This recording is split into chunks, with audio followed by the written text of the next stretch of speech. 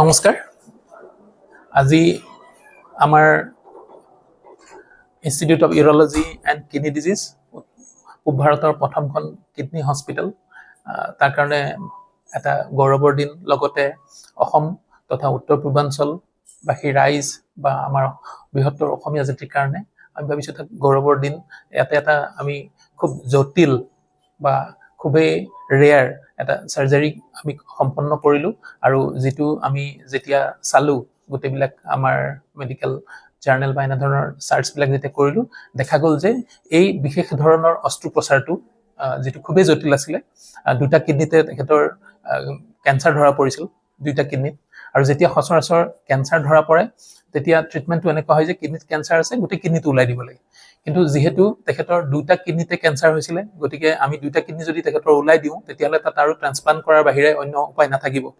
আৰু তেখেতৰ লিভাৰত চিৰ'চিছ বুলি এটা কণ্ডিশ্যন আছিল, যিটোৰ কাৰণে আমি যিয়ে অপাৰেশ্যন নকৰোঁ কিয় তাত খুব ৰক্তক্ষৰণ হোৱাৰ এটা সম্ভাৱনা থাকি যায়। তেওঁৰ বয়সটো 58 years। তেখেত নগাঁৱৰ পৰা, তেখেতে অসমৰ বাহিৰতো কিছু হস্পিটেলত গৈ কনচালটেশ্যন কৰিলে, আৰু তাতেও যিহেতু খুব জটিল হোৱাৰ সম্ভাৱনা আছিলে, তাতেও তেখেতে খুব সদুত্তৰ নাপায় কিছু খবৰা খবৰি কৰি, যিহেতু আমাৰ কিডনিৰ হস্পিটেল, তেওঁলোকে আহিলে আমাৰ ওচৰলৈ, আৰু আমি মনস্থ কৰিলোঁ যে কিডনিকেইটা বচাই দি আমি যদি অকল টিউমাৰটো ওলাব পাৰোঁ দুইটা কিডনিৰ পৰাই, আৰু যিহেতু লিভাৰত চিৰ'চিছৰ অসুবিধা আছিলে, গতিকে আমি নকটাকে পাৰোঁ নেকি। যিহেতু আমাৰ ইয়াতে অত্যাধুনিক যিটো লেজাৰ, থুলিয়াম ফাইবাৰ লেজাৰ, এই ফাইবাৰ লেজাৰৰ সুবিধাটো আমাৰ ইয়াত আছিলে। 2019 চনতে আমি থুলিয়াম ফাইবাৰ লেজাৰটো আমাৰ institute of urology and kidney ডিজিজৰ, তেতিয়া আমি এই হস্পিটেলখন আৰম্ভ হোৱা নাছিল, কিন্তু আমি এটা টিম হিচাপে কাম কৰি আছিলোঁ গুৱাহাটীৰ চিটিৰ এখন বিশেষ হস্পিটেলত। তেতিয়াই আমি এই বিশেষ লেজাৰটো আমাৰ ইয়াত উত্তৰ পূৰ্বাঞ্চলত প্ৰথমবাৰৰ বাবে আমাৰ ইনষ্টল কৰিছিলোঁ, আৰু সেই লেজাৰটো দিয়ে আমি ট্ৰিটমেণ্টটো কৰাৰ কথা ভাবিলোঁ। আৰু আমি দেখিলোঁ যে একফালেদি আমি যোৱা মাহত সম্পন্ন কৰিলোঁ, আৰু আমি বাওঁফালে এই টিউমাৰটো আমি লেজাৰ টেকনিকত, আৰু এইটো আমি লেপাৰস্কপিক পদ্ধতিৰে কৰিছোঁ, ফুটা কৰিয়ে কৰিছোঁ। সেই ফুটাৰ ভিতৰেদি আমি লেজাৰ ফাইবাৰডাল দি আমি সেই টিউমাৰটো গুচালোঁ, আৰু যোৱা মঙলবাৰে আমি বাওঁফালৰ কিডনিটোৰ পৰা ওলালোঁ, আৰু তেখেত এতিয়া সম্পূৰ্ণ সুস্থ। দুটা কিডনিৰ পৰাই তেখেতৰ আমি কেঞ্চাৰ ওলাই দিবলৈ সক্ষম হ'লোঁ। আৰু খুব সুবিধাৰ কথাটো হ'ল কি, যিহেতু আমি লেজাৰ টেকনিকত ওলালোঁ, গতিকে আমি কিডনিটোত চিলাই কৰিব লগাও নহ'ল, আৰু কিডনিৰ পৰা কোনো ৰক্তক্ষৰণ নহ'ল, আৰু লিভাৰৰ অসুবিধা থকাৰ কাৰণেও তেখেতৰ কোনো অসুবিধা নহ'ল, যিহেতু আমি চিলাই কৰাটো এৰাই চলিব পাৰিলোঁ।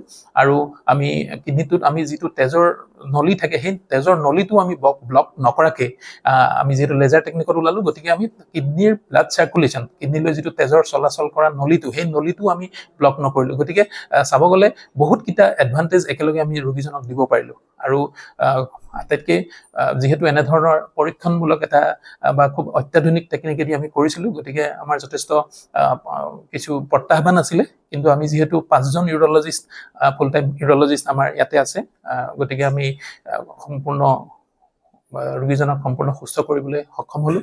আৰু এতিয়া তেখেত আমাৰ হস্পিটেলতে আছে। অহাকালি তেখেতক আমি ছুটিৰ ব্যৱস্থা কৰিছোঁ।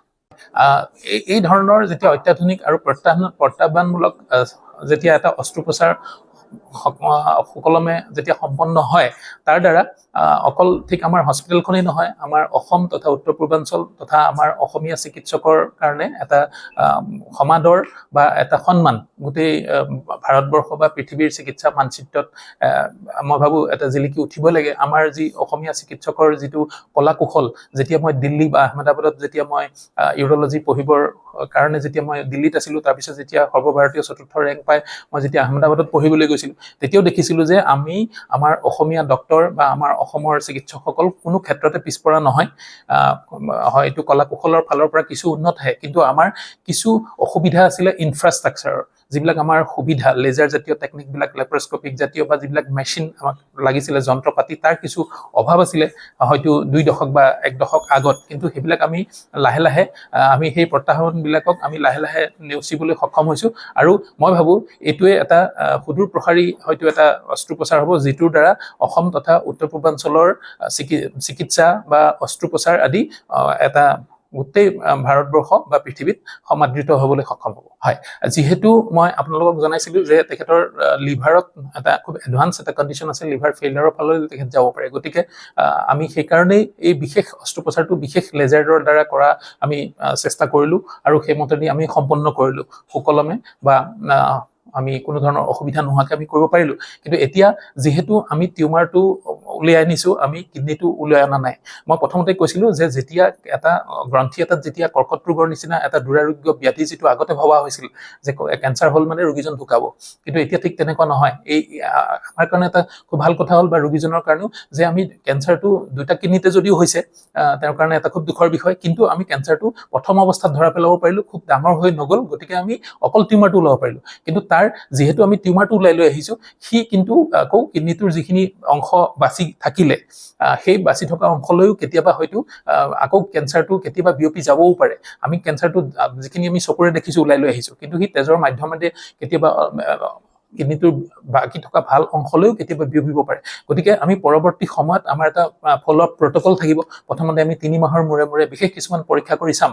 আৰু এটা খুব ভাল কথা হ'ল যে আমি যোৱা মাহত যিটো অস্ত্ৰোপচাৰ কৰিলোঁ আৰু যেতিয়া আমি দ্বিতীয় ছাইডটো আমি কৰিলোঁ, তাৰ কৰাৰ আগে আগে যেতিয়া আমি চিটি স্কেন কৰি চাইছোঁ, তেতিয়া আমি প্ৰথম অৱস্থাত যিটো কৰিছিলোঁ সেই জেগাখিনি সম্পূৰ্ণ ভাল দেখাইছে। আৰু যেতিয়া আমি তাৰ বায়'পচিও কৰি আনিছোঁ, তেতিয়াও দেখা গৈছে যে আমি এটা সুস্থ কিডনী টিচুৰ আমি এটা আৱৰণ ৰাখি পেলাই আমি টিউমাৰটো ওলাই লৈ আহিবলৈ সক্ষম হৈছোঁ। গতিকে পৰৱৰ্তী পৰ্যায়ত আমাৰ যাতে দুটা কিডনীত যাতে কেঞ্চাৰটো আকৌ কোনো জেগাত নহয়, তাৰ কাৰণে আমি এটা ফ'ল' আপ প্ৰট'কল খুব ষ্ট্ৰিক্টলি ফ'ল' কৰিব লাগিব। আমি আমাৰ যিহেতু কিডনী হস্পিটেল আৰু বৃক্ক সংৰোপণ আমাৰ উত্তৰ পূৰ্বাঞ্চলৰ কাৰণে এতিয়া খুব দৰকাৰী এটা অস্ত্ৰোপচাৰ, যিটো আমাৰ অসম তথা উত্তৰ পূৰ্বাঞ্চলত যি ধৰণে বা যিমান নিয়মীয়াকৈ হ'ব লাগিছিল সিমান নিয়মীয়াকৈ হোৱা নাই, কিন্তু ৰোগীসকল এতিয়াও বাহিৰলৈ যাব লগা হৈছে। আৰু আপোনালোকক মই এটা কথা জনাবলৈ পাই মই কিছু সুখী হ'ম যে যিহেতু এটা কিডনী বৃক্ক সংৰোপণৰ নিচিনা যেতিয়া এটা অস্ত্ৰোপচাৰ হয়, তাৰ আগতে ৰোগী এজন গৈ হস্পিটেল বা হস্পিটেলৰ ওচৰত বহুত দিন থাকিব লগা হয়। গতিকে আমাৰ উত্তৰ পূৰ্বাঞ্চলৰ ৰোগীসকল আটাইতকৈ ওচৰৰ কলিকতালৈ গৈ পেলাই বহুত দিন থাকিব লগা হয়, 6 মাহ এবছৰলৈকে থাকে। যদি আপোনালোকৰ কোনোবা চিনাকি ৰোগী বা কাৰোবাৰ যদি তেনেকুৱা ধৰণৰ সংৰোপণ হৈছে, আপোনালোকে গমেই পাব যে কলকাতাত গৈ 6 মাহ এবছৰলৈকে থাকিব লগা হয়।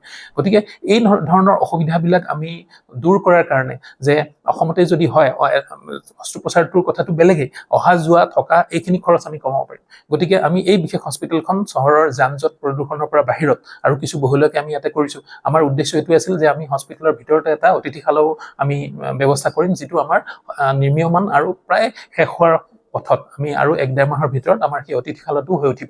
গতিকে ৰোগী এজন যেতিয়া কিডনী ট্ৰান্সপ্লান্টেশ্যনৰ কাৰণে যেতিয়া আমাৰ কিডনী হস্পিটেললৈ আইপিডিলৈ আহিব, তেতিয়া তেওঁ এই গোটেই প্ৰচিডিউৰটোত যিখিনি সময় লাগিব সেই সময়খিনি খুব কম খৰচত আমাৰ হস্পিটেলৰ চৌহদতেই থাকিব পাৰিব। গতিকে তেওঁ যদি ওচৰতো ক'ৰবাত থাকে, তাতেও যিটো খৰচ হ'ব অহা যোৱা বা এই ধৰণৰ অসুবিধাবিলাক লাহে লাহে নোহোৱা হ'ব।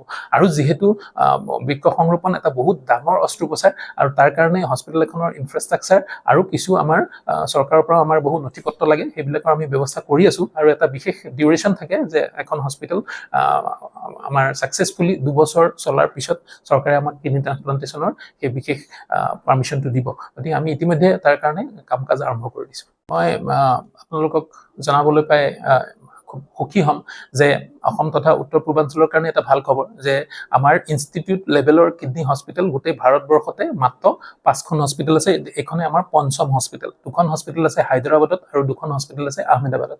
বাকী ডাঙৰ ডাঙৰ চহৰ যেনেকৈ দিল্লী, মুম্বাই, চেন্নাই, বেংগলোৰ, কলকাতা এইবিলাকত আমাৰ কিডনী ইনষ্টিটিউট লেভেলৰ কিডনী হস্পিটেল নাই। মাল্টি স্পেচিয়েলিটি হস্পিটেল থাকে, তাতে কিডনীৰ ট্ৰিটমেণ্ট বা ইউৰলজিৰ বেলেগ অসুবিধাৰ ট্ৰিটমেণ্ট হয়। কিন্তু যিহেতু সেই ধৰণৰ হস্পিটেলত সকলোবিলাক অস্ত্ৰোপচাৰ হয়, বাচ্চা জন্ম হোৱাৰ পৰা ধৰি হাৰ্টি ভগাৰ পৰা ধৰি মূৰৰ ট্ৰিটমেণ্ট, হাৰ্টৰ ট্ৰিটমেণ্ট, চববিলাক ট্ৰিটমেণ্ট হয়। গতিকে তেনেধৰণৰ এখন হস্পিটেলত আমি এটা ছাবজেক্টৰ ওপৰত বা এটা ধৰণৰ বিশেষ ধৰণৰ ৰোগীসকলৰ ওপৰত যি ধৰণে মনোনিৱেশ কৰিব লাগে বা এই ধৰণৰ ৰোগীসকলে যি ধৰণে ইম্পৰ্টেঞ্চ পাব লাগে, তেনেধৰণে হয়তো নোপোৱাৰ এটা আশংকা বা আশা এটা থাকি যায়। গতিকে আমি এই ধৰণৰ এখন স্পেচিফিক কিডনী হস্পিটেল আমি কৰিবলৈ চেষ্টা কৰিলোঁ, যাৰ কাৰণে অসম তথা উত্তৰ পূৰ্বাঞ্চলৰ বা আমাৰ অসমীয়া ৰোগীসকল বাহিৰলৈ গৈ হাবুডুবু খাব লগা অৱস্থা হৈছিলে আগতে। গতিকে সেইটো উদ্দেশ্য আগত ৰাখি আমি এই বিশেষ কিডনীৰ হস্পিটেলখন আমি ডেভেলপ কৰিলোঁ। ইয়াত আমি 5জন ইউৰলজিষ্ট আছোঁ, যিটো খুবেই বিৰল। এনেধৰণৰ এটা টিম এফৰ্ট, আমি 5জন ইউৰলজিষ্ট একেলগে থাকি ট্ৰিটমেণ্ট কৰাটো যথেষ্ট বিৰল। আৰু সেইকাৰণে আমি এনেধৰণৰ খুব প্ৰত্যাহ্বানমূলক অপাৰেশ্যনো আমি আমি অস্ত্ৰোপচাৰটো কৰিবলৈ মনস্থ কৰিব পাৰিলোঁ, কেলে আমি এটা ডাঙৰ টিম 5জন নিউৰলজিষ্ট যেতিয়া আছোঁ, আমি এনেধৰণৰ যদি তাত কিবা খুব বেছি ৰক্তক্ষৰণো হৈ যায়, আমি সেইটো কণ্ট্ৰল কৰিবলৈ আমি সক্ষম হয়। আমাৰ প্ৰথম অস্ত্ৰোপচাৰ যিটো আমি সোঁফালৰ কিডনীৰ পৰা যেতিয়া আমি কেঞ্চাৰটো ওলাইছিলোঁ, সেইটোত আমাক 1 ঘণ্টামান সময় লাগিছিলে, আৰু বাওঁফালৰ কিডনীত যিটো কেঞ্চাৰ আছিলে সেইটো অকণমান জটিল আছিল, প্ৰথমটোতকৈও জটিল আছিলে, গতিকে আমাক তাত 1.5 ঘণ্টামান সময় লাগিলে অপাৰেশ্যনটো কৰোঁতে। নমস্কাৰ। IUKD ক্যান্সাৰ ক্লিনিকৰ বা ইনসেপশন বা আমাৰ মানে ফৰ্মেশ্যন কৰা বা সাব স্পেশালিটি ফৰ্মেশ্যন কৰা মেইন পইণ্টটো আছিলে যে বা মেইন যেটো অবজেক্টিভ গোল আছিলে যে পেশেন্টৰ সাব স্পেসিফিক কেয়াৰত এতিয়া সুবিধা দিব লাগে। আমাৰ মানে আগত আছিলে আমি জেনাৰেল সুবিধা দি আছিলোঁ বা তো জেনাৰেল ফিজিচিয়ান আছিলে বা জেনাৰেল সাৰ্জন আছিলে, এনেকুৱা আছিলে। তাৰপিছত সুপাৰ স্পেশালিটি কনচেপ্টটো আহিলে যে ইউৰোলজি লাগে, নিউৰোসাৰ্জাৰী লাগে, কাৰ্ডিঅ'থৰেচিক লাগে। এতিয়া মেডিকেল সায়েন্সটো ইমানেই এডভান্স হৈ গৈছে যে আমাৰ সুপাৰ সাব স্পেশালিটিটো লাগে, যে আমাৰ ইউৰোলজি বিভাগতো যদি আমাৰ গোটেইখিনি সব কামবিলাক কৰি থাকে, তেতিয়া আমাৰ স্পেচিফিক ফ'কাছ বা স্পেচিফিক এক্সপাৰ্টাইজটো নাহে। তেতিয়া কাৰণে আমাৰ মানে ডিভিজনটো আহিছে ইউৰোলজি বিভাগত। আৰু কেঞ্চাৰ যেটো ইমানেই ডাঙৰ মানে বেমাৰটো, আৰু পেশেন্টৰ কাৰণে এইটো এজ এ পেশেন্ট কাৰ্জ ভাবে এইটো হিচাপত ট্ৰিট কৰে। পেশেন্টৰ মানে not only physical trauma, it causes a emotional mental trauma also. So cancer কাৰণে specific care, specific treatment to লাগে. That is the idea behind the IUKD cancer clinic. Cancer clinicত আমাৰ inceptionত main focus to আছিলে treatment to আছিলে। treatment to মানুহবিলাক সব জায়গায় পায়। আমাৰ অকমান specialized advanced treatment to আছে, কিন্তু আমাৰ objective to সদায় এটাই থাকে যে cancer awareness to মানুহবিলাকক ক্যান্সাৰ অ্যাৱেৰনেছটো আহিব লাগে। আমাৰ ইউৰোলজি ক্যান্সাৰ বিভাগ কাৰণে বা বেলেগ ক্যান্সাৰ কাৰণে কি লক্ষণ হয়, পেশেন্টৰ লক্ষণবিলাক যদি আইডেন্টিফাই কৰিব পাৰে, তেতিয়া আৰ্লি ষ্টেজত ক্যান্সাৰটো ডিটেকশ্যন হয়, আমি এই ধৰণৰ ট্ৰিটমেণ্টটো কৰিব পাৰিম, ফিজিবল হয়। ক্যান্সাৰ যেতিয়া লেট প্ৰেজেন্টেশ্যন হয়, এডভান্স ষ্টেজত আছে, তেতিয়া মেক্সিমাম ক্ষেত্ৰত এইটো এডভান্স ট্ৰিটমেণ্ট বা এইটো এনেকুৱা মিনিমালি ইনভেজিভ ট্ৰিটমেণ্টটো পচিবল নহয়, অকল প্যালিয়েটিভ কেয়াৰটো দিব পাৰিম।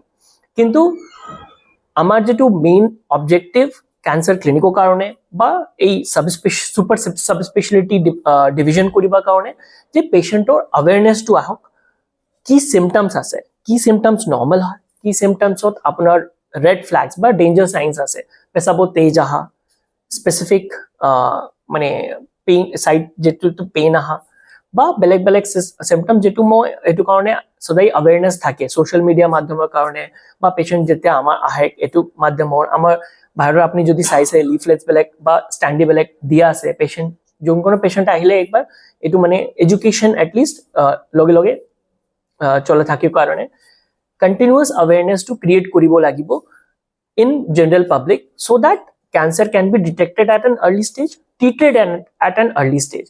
যদি আমি বাকি কোমরবিডিটি বেলেগ বাদ দিও, যদি পেশেন্টৰ লিভাৰ সিৰোসিস না থাকে, এই পেশেন্টৰ বা ডায়াবেটিস বা বেলেগ বেলেগ প্ৰবলেম না থাকে, তেতিয়া এই পেশেন্টৰ লাইফ এক্সপেক্টেন্সি সেম হয় বাকি পেশেন্টৰ কাৰণে যেটো ক্যান্সাৰ নাই।